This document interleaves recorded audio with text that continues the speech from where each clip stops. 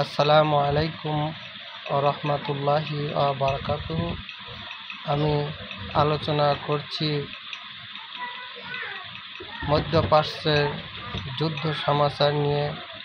আপনারা সবাই জানেন মধ্যপ্রাচ্যে ইরান ইসরায়েল তুমুল যুদ্ধ চলছে এবং আমেরিকা ইসরায়েলকে সাহায্য করছে, কিন্তু বিভিন্ন গণমাধ্যম থেকে যা বোঝা যাচ্ছে ইরান বিজয় অর্জন করবে, মুসলিম জাতির নেতৃত্বের আসনে নিজেদের মর্যাদা অক্ষুণ্ণ করবে।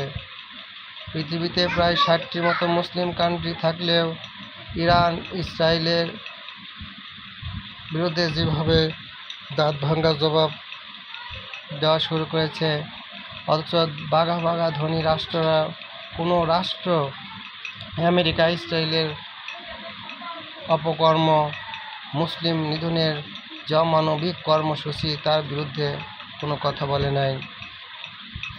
শুধু লেবাসধারী মুসলমান হয়ে কখনো আল্লাহর কাছে মুক্তি পাওয়া সম্ভব নয়।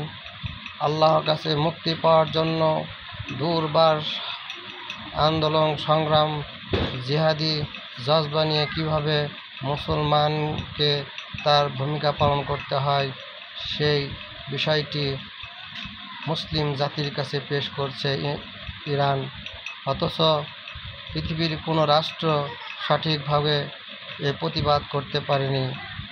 আমরা আশা করি ফিলিস্তিনের উপর যে অত্যাচার, গাজার মানুষের প্রতি যে অত্যাচার, তার নির্মম পরিণতি ভোগ করতে হবে ইসরায়েলকে।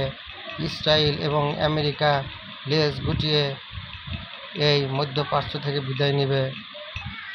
আপনারা মনে রাখবেন, মুসলমান ভাইয়ের উপর অত্যাচার হলে ইমানের তাগুদে অন্য মুসলমানের সোচ্চার হওয়া উচিত।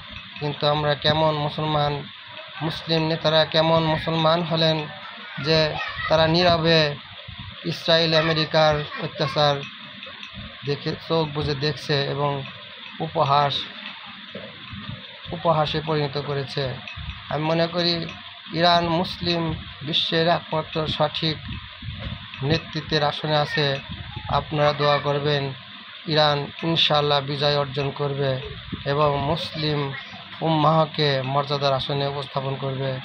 আজকে এখানে শেষ করলাম। আসসালামু আলাইকুম ওয়া রাহমাতুল্লাহি ওয়া বারাকাতুহু।